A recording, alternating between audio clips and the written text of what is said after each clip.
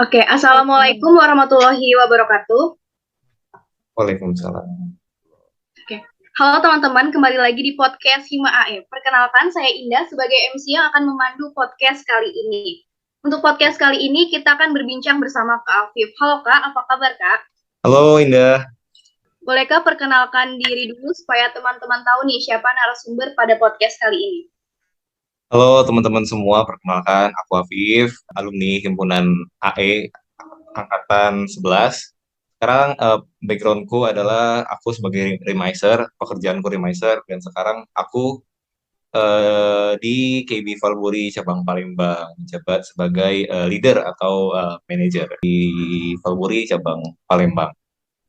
Oke Kak. Oke, buat teman-teman sebelumnya ya, buat teman-teman yang butuh edukasi seputar investasi, keuangan, pasar modal, bisa berkunjung ke Instagram Hima Analis Efek. Lalu bisa juga berkunjung ke YouTube Hima AE, Stockbit, dan LinkedIn.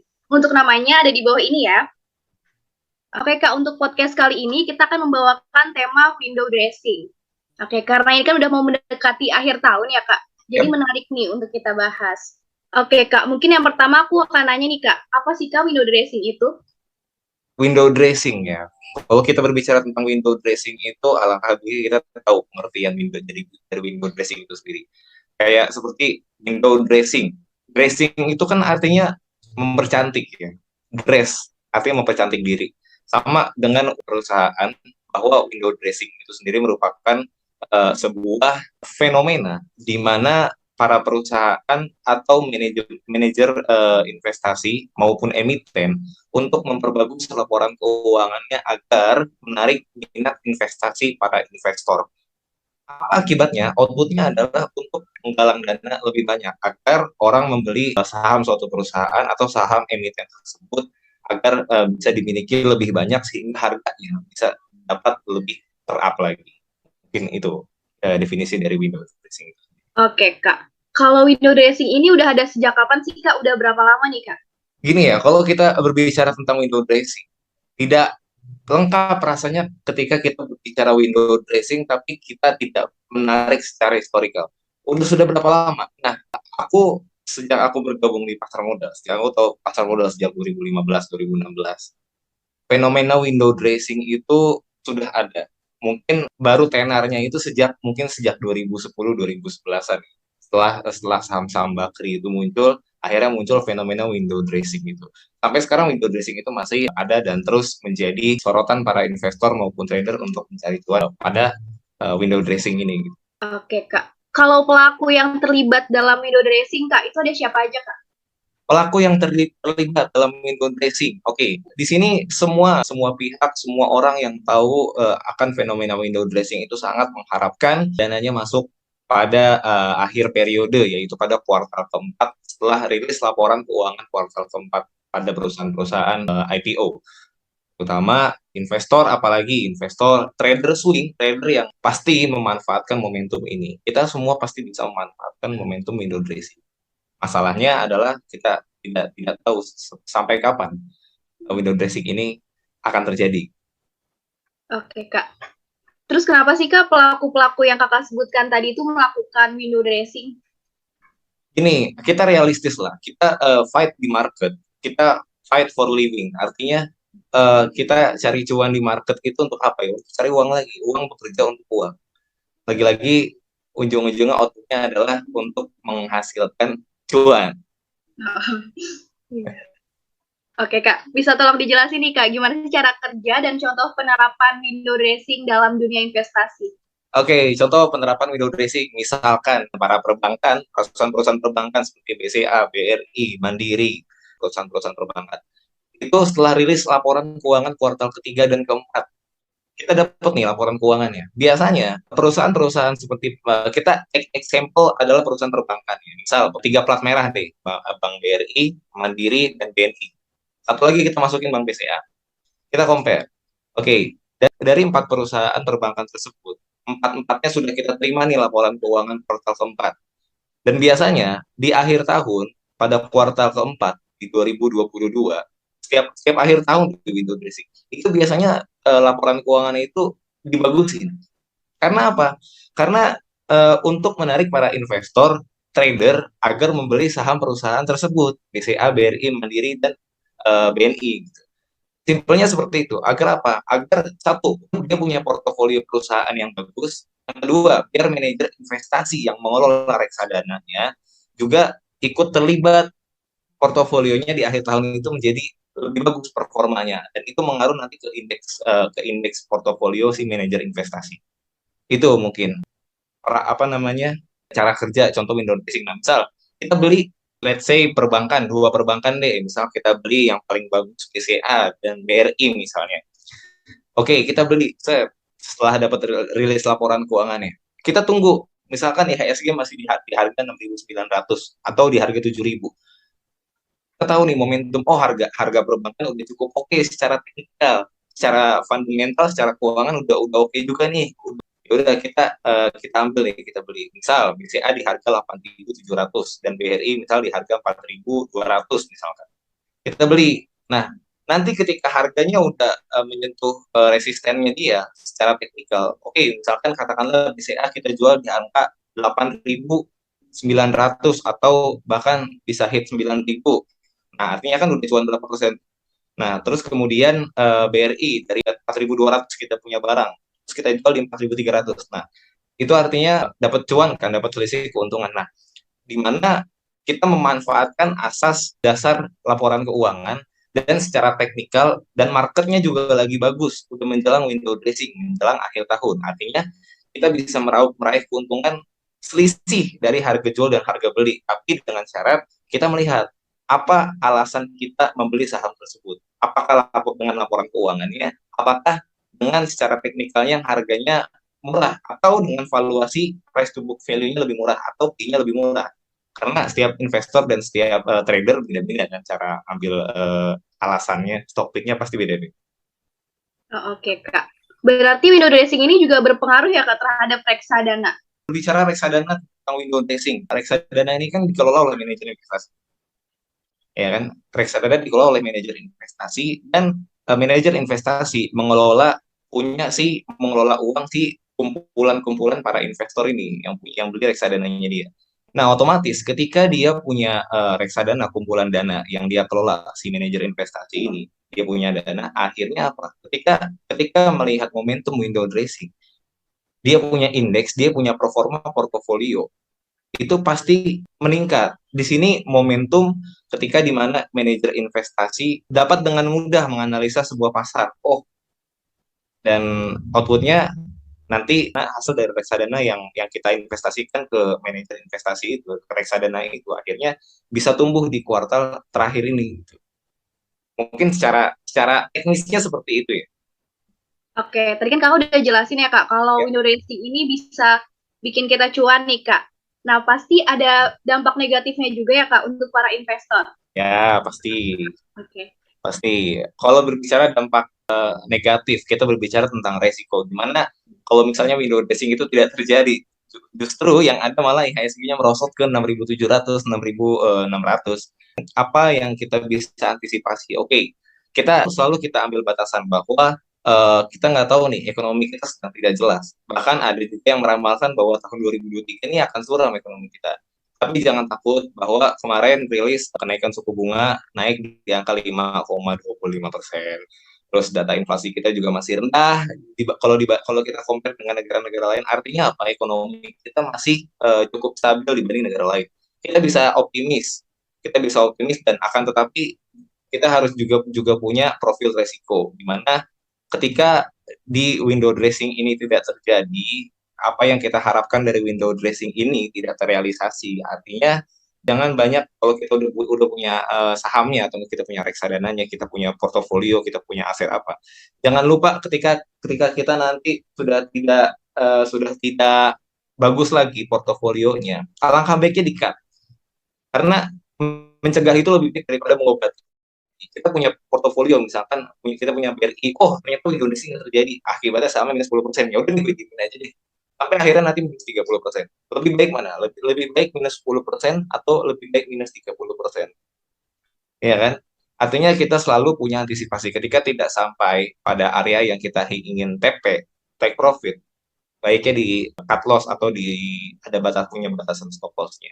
gitu. Oke, jadi dampak negatifnya masih bisa kita atasi ya, Kak ya? Harus Oke. harus selalu kita punya planning untuk mengatasi resiko-resiko tersebut. Oke. Kak, window dressing ini tuh terjadi hanya di Indonesia, Kak, atau di luar negeri juga ada nih, Kak? Mostly window dressing itu terjadi di semua negara ya. Tapi Indonesia ini nyebutnya window dressing atau istilah kasarnya percantik portofolio lah. Tapi istilah window dressing ini mungkin familiar khusus di market Indonesia aja kali. Oke. Kalau di luar negeri itu penyebutannya berbeda berarti, Kak? Mungkin ya, mungkin aku nggak research juga sih kalau masalah tentang itu yang aku tahu window dressing cuma di Indonesia. Tapi mungkin di tempat lain namanya beda bukan window dressing. Oke. Berarti di luar negeri tetap ada juga ya, Kak? Cuma Harusnya ada, pasti beda. pasti ada pasti. Oke. Oke, Kak, kan kita tahu ya, Kak, kalau di luar itu ekonominya sedang tidak stabil, Kak. Yap. Nah, apakah masih bisa Kak mendapatkan keuntungan dari fenomena window dressing ini? Kalau berbicara market yang sekarang ya teman-teman ya.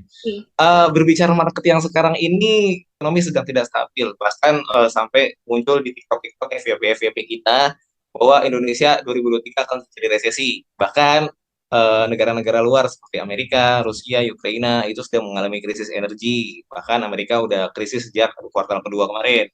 Tapi akhirnya apa? Sejak sekarang kita bisa melihat bahwa krisis ini tidak terjadi pada Indonesia. Betapa begitu kuatnya permodalan kita, ekonomi kita sih. Kalau kita bisa compare pada negara-negara Asia kita, seperti kita compare dengan Malaysia, kita compare dengan Vietnam, kita compare dengan Hong Kong, Indonesia masih jauh lebih baik. Kenapa? Kita bisa lihat lah di G20 kemarin, acara G20 kemarin betapa suksesnya Bapak Presiden kita, semua pemerintah, semua yang kontribusi terhadap negara kita, bahkan dapat anggaran belanja itu sangat banyak dari negara, dapat bantuan dari negara lain, apalagi terutama dengan krisis energi.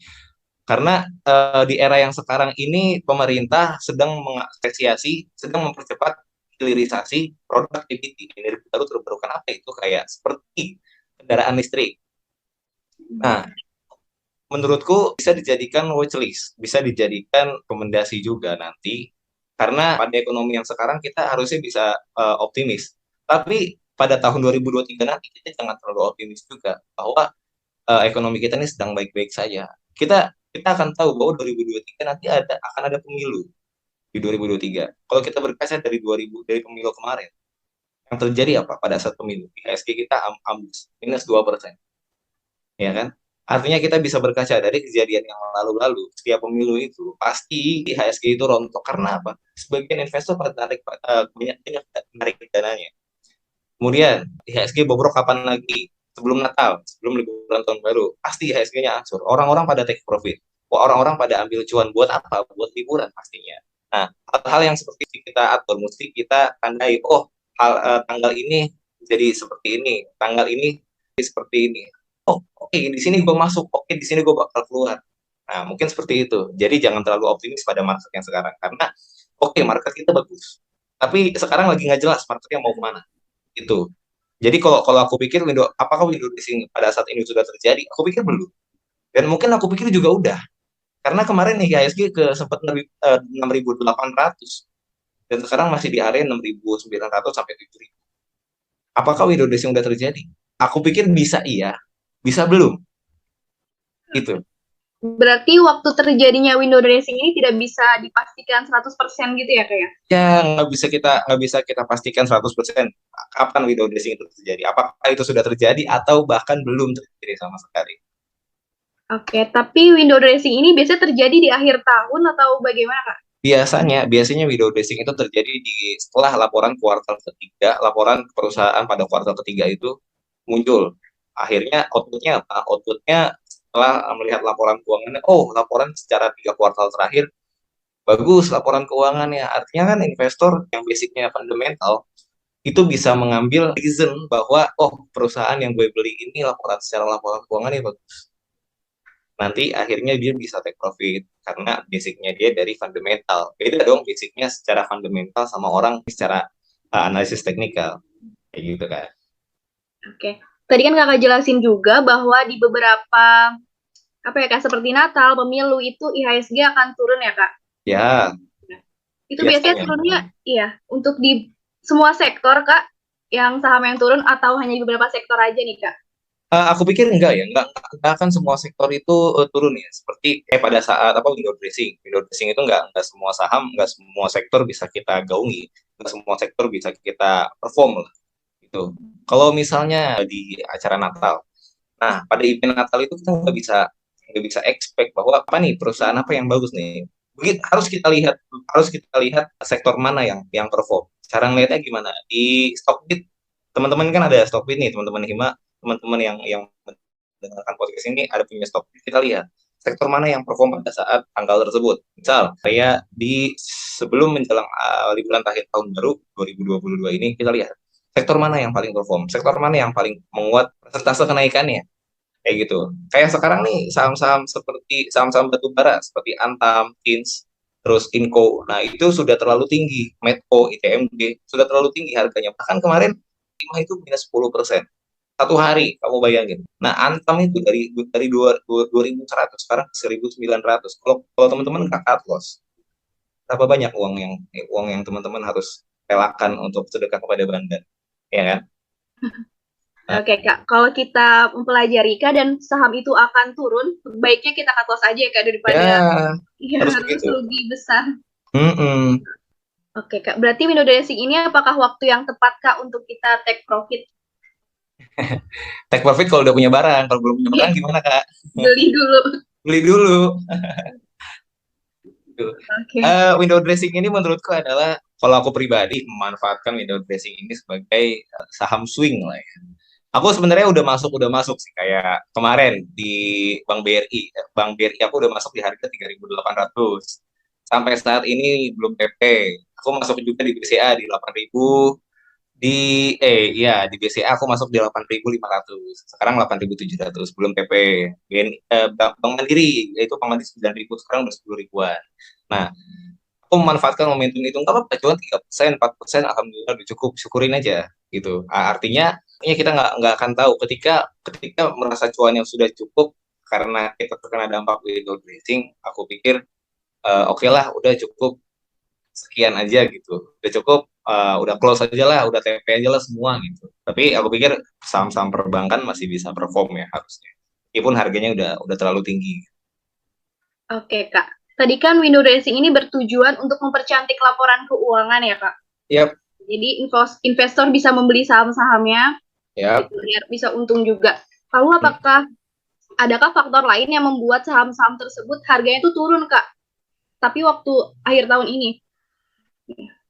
Faktor lain yang membuat harga saham itu turun, Iya. satu, para investor pada take profit, Mm. seperti kasusnya saham Unilever. Nah, itu kemarin dia ARB 2 kali, saham saham big cap seperti Unilever, saham-saham consumer. Nah, kenapa dia bisa ARB? Karena satu, perusahaan, para pemegang saham yang udah megang lama barang Unilever sejak harganya 3 ribuan, bahkan sejak harganya 2 ribuan, itu pada take profit. Artinya apa? Investor dan trader itu kompak untuk jualan, untuk take profit, yang mengakibatkan saham Unilever ini ARB 2 kali. Nah, let's say kita bisa bilang seperti itu. Nah, itu artinya apa? Saham-saham seperti saham-saham consumer, saham-saham rokok, mungkin kita bisa hindari dulu, gitu kan? Nah, tapi untuk yang lain, untuk sektor yang lain masih bisa perform. Dari mungkin untuk saham-saham batu bara, karena harganya terlalu tinggi, akan tetapi selama dapat permintaan yang bagus dari luar negeri terhadap permintaan batu bara, aku pikir masih oke lah. sektor, sektor batu bara, even meskipun harganya sudah sangat tinggi sekarang. Oke, Kak. Jadi walaupun laporan keuangan di kuartal 3-nya baik, Kak, tapi masih ada kemungkinan juga untuk saham-saham tersebut harganya turun ya, Kak? Pasti, pasti, karena lagi-lagi hasil take profit. Iya. Oke, Kak. Kalau praktik window dressing ini, Kak, apakah dibenarkan, Kak, dalam prinsip syariah, Kak? Apa harus kita hindari, Kak? Pasti window dressing pada ini ya, untuk syariah ya. Aku pikir selama kita nggak beli sahamnya, maksudnya selama kita nggak beli saham-saham yang bukan dikategorikan syariah ya. Karena window dressing ini kan kita sebut sebagai momentum ya, atau sebuah kebiasaan di mana kita bisa menggarap menggarap sebuah potensi dari fenomena window dressing gitu. Artinya yang kita tekankan di sini adalah bagaimana cara kita mengambil sebuah kesempatan dan apa yang kita beli dan perusahaan apa yang kita beli. Apakah perusahaan yang kita beli masuk dalam kategori syariah atau tidak? Atau tidak? Kalau misalnya kita beli perbankan saham BCA, sudah jelas tidak syariah. Iya. Oke. Mungkin bisa beralih ke seperti ke sektor-sektor lain selain perbankan. Mungkin ada juga kan perbankan yang syariah seperti Bank BTPS, mungkin seperti Bank BRIS, BRI Syariah, ya kan?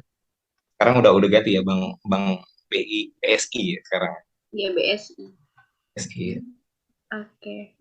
Oke, kan Kak tadi kan itu ya Kak, apa di kuartal 3 laporan keuangannya bagus Kak, dipercantik. Yep. Apakah itu laporan keuangan yang sesungguhnya nih Kak atau gimana? Dipercantik. Oh gitu ya. Sebenarnya ini hanya kalau menurutku ya, aku bukan finance perusahaan juga. Tapi kalau menurutku semuanya pasti membuat laporan itu seolah-olah menjadi lebih baik. Aku nggak bisa menjudge sebuah perusahaan bahwa perusahaan tersebut oke laporan keuangan dan itu bersifat nyata. Tapi bisa jadi pasti ada sedikit perubahan-perubahan yang terjadi seperti kalau misalnya kita data lagi-lagi data yang bisa ditunjukkan. Misalnya apa? Oh, asetnya meningkat karena apa? Mungkin karena dia menjual aset, jadi cashnya meningkat. Atau mungkin dia membayar hutang-hutangnya, jadi hutang-hutangnya jadi sedikit gitu dibanding sebelumnya sehingga performa portofolio dari hutangnya dia itu jauh baik. Mungkin seperti itu ya. Oke. Mungkin kalau kita udah punya beberapa saham nih ya Kak di berbagai sektor, lebih baik kita ambil keuntungan dulu nih Kak atau kita tambah lagi, kita beli-beli lagi gitu Kak sekarang. Kalau kita udah merasa cukup cuannya, alangkah baiknya kita take profit dulu sebagian. Kalau misalnya menurut teman-teman saham yang teman-teman ambil itu masih prospek, tapi udah ngeri-ngeri nih, apakah nanti bakal turun lagi harganya atau enggak? Tapi kalau teman-teman khawatir, take profit setengahnya dulu nggak apa-apa, biar aman, mengamankan cuan. Itu nanti sisanya biar let them run, biarkan mereka lari lah cuannya.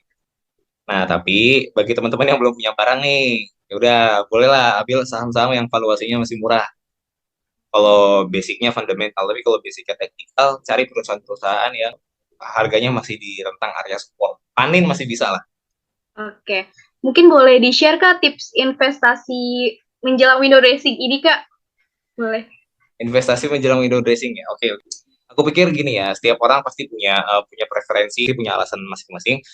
Dia basicnya apa dulu? Basicnya trader kah, atau investor kah, atau scalper kah? Pasti mereka punya stock picknya masing-masing, punya cara cari cuannya masing-masing. Tapi lagi-lagi kalau tips dari saya adalah cari saham-saham yang fundamentalnya satu bagus, laporan keuangannya bagus. Yang kedua, dari valuasi harganya masih murah, prospek perusahaan jangka ke depannya masih bagus, sektor unggulan pada kompetitor, dia punya unggulan pada sektornya. Misal, sektor yang paling unggul di sektor perbankan siapa? Perusahaan yang paling unggul di sektor energi siapa? Gitu. Yang good di sektor infrastruktur siapa? Siapa yang megang kendali itu semua? Aku pikir cukup ambil 1 sampai 2 perusahaan yang paling oke, yang price-nya masih oke. Itu kita bisa lihat lah, kayak grup. Kan di saham itu ada grup-grupnya ya.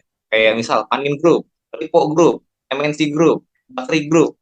Nah, itu teman-teman bisa bisa cari tahu sendiri lah. Bagaimana cara mereka mengakuisisi sebuah perusahaan, cara mereka mengakuisisi sebuah harga dari ini khusus untuk scalper ya. Misal dari kemarin kasusnya Panin Group itu ada PNPS, PNLF sama PNIN. Nah itu dari kemarin coba lah teman-teman lihat chartnya itu bagus banget. Apalagi kalau sekarang udah distribusi ya, udah pada distribusi dan sekarang udah menyentuh supportnya kembali. Apakah akan kembali menyentuh resistennya kembali? We'll see lah. Karena aku pribadi juga masih megang di PNLF di harga 470-an.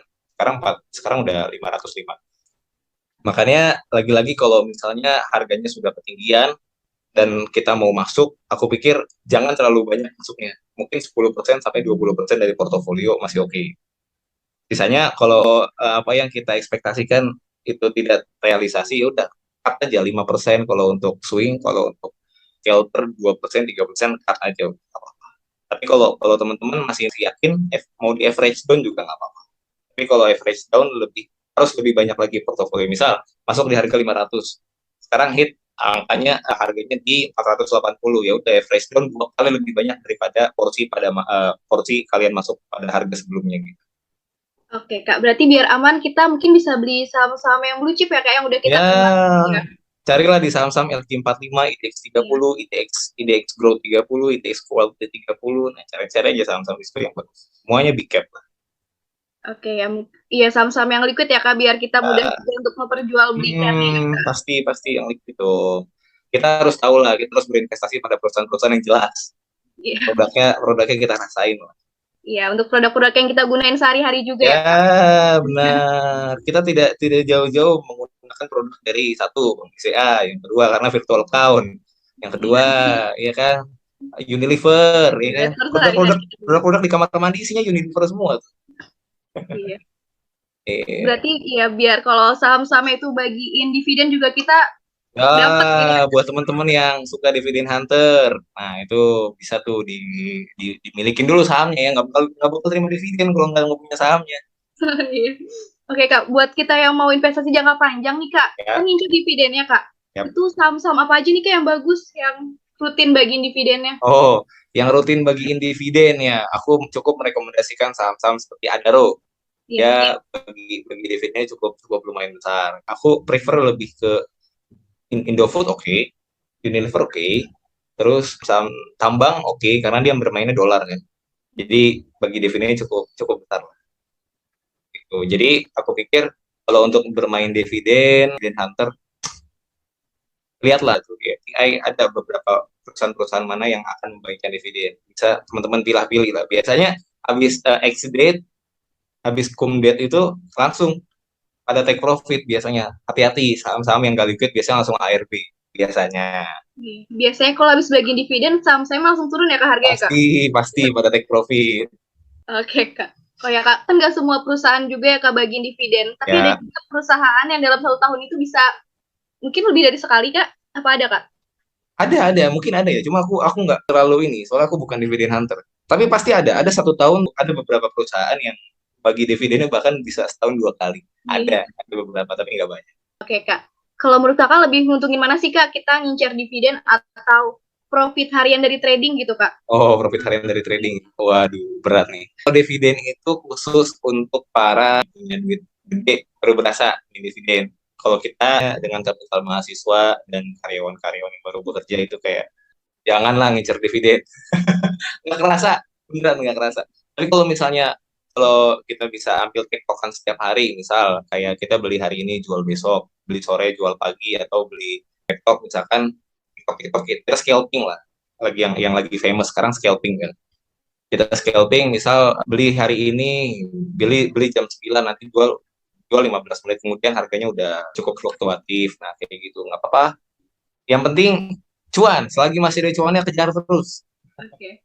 Berarti kalau lebih baik trading Kak, kalau kita modalnya sedikit, kita belajar analisanya teknikal ya Kak? Ya, apapun mau jadi dividen hunter juga nggak apa-apa, yang Ya. penting cuan.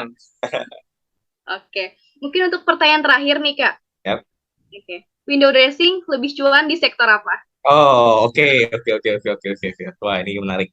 Kalau kita bisa berkaca window dressing ya dari tahun ke tahun, aku lebih prefer ke saham-saham finance seperti saham-saham yang bergerak di bidang finance seperti perbankan.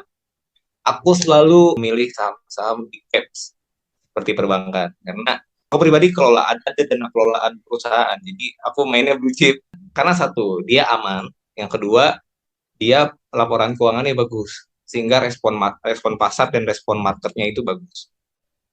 Jadi apa? Satu selain sektor finance mungkin kita bisa lihat saham-saham lain, apa sektor-sektor lain seperti misal sektor energi masih karena masih banyak negara-negara yang butuh supply energi seperti apa misalkan EXA atau ADMR, Adaro Mineral, atau yang lain Adaro kan ini ya energi juga, atau apa energi ENRG gitu. ESA atau yang lain masih banyak lah. Atau bumi bisa masuk. Bumi gimana, saham-saham bumi, saham-saham bakteri, nah kita bisa lihat tuh kayak gitu. Nah terus selain saham energi dan saham perbankan, mungkin aku bisa prefer ke sektor teknologi. Teknologi aku pikir masih masih oke lah. Teknologi masih selain selain finance, energi dan teknologi itu. Tapi kalau menurutku saham-saham yang bergerak di bidang tambang batu bara seperti nikel, timah Nah, itu aku pikir harganya sudah sangat terlalu tinggi dan kalau kita masuk di harga yang agak tinggi cukup riskan. Takutnya untuk para para trader baru, para investor yang baru masuk di bursa saham akan sangat diberatkan karena harganya sudah terlalu tinggi. Mungkin seperti itu ya. Oke. Jadi ada tiga sektor yang cukup aku rekomendasikan untuk fenomena window dressing. Yang pertama sektor finance, yang kedua sektor energi, lalu yang ketiga sektor teknologi. Oke. Berarti kita harus perhatikan ya Kak untuk harga-harganya apakah terlalu tinggi atau masih rendah nih boleh kita beli. Ya, lagi-lagi nanti dilihat di himpunan mahasiswa di stok itu juga ada kirim beberapa rekomendasi juga bisa teman-teman jadikan acuan sebagai trading ya. Oke, berarti pada kesempatan kali ini bisa disimpulkan bahwa window dressing adalah kegiatan untuk mempercantik laporan keuangan dari setiap perusahaan yang bertujuan untuk kita cuan nih Kak buat dapat ya keuntungan yang cukup besar gitu ya. Yap. Dan dan ada beberapa sektor juga yang disarankan dari Kakak tadi dalam window dressing ini. Oke. Dan gak kerasa Kak, ternyata kita sudah di penghujung acara. Sampai sini dulu podcast kita pada kali ini. Yep. Oke Kak, terima kasih untuk waktu dan kesempatan yang sudah diberikan oleh Kak Afif pada kami. Ya, sama-sama semuanya, sama-sama Indah. Terima kasih udah ngundang saya sebagai narasumber. Terima kasih atas waktunya. Iya Kak, terima kasih ya Kak. Sehat-sehat. Yo, terus Hima. Oke, semoga podcast Hima AS selanjutnya bisa lebih baik lagi dan memberikan informasi yang lebih banyak lagi tentunya. Terima kasih untuk ilmunya dan sampai jumpa di lain waktu Kak Afif. Coba terima kasih semua. Oke. Malam. Sekali lagi, ya, selamat malam Kak. Sekali lagi jangan lupa untuk mampir ke Instagram Hima Analis Efek, YouTube, Stockbit, dan LinkedIn. Sampai jumpa di podcast Hima AS selanjutnya. Terima kasih.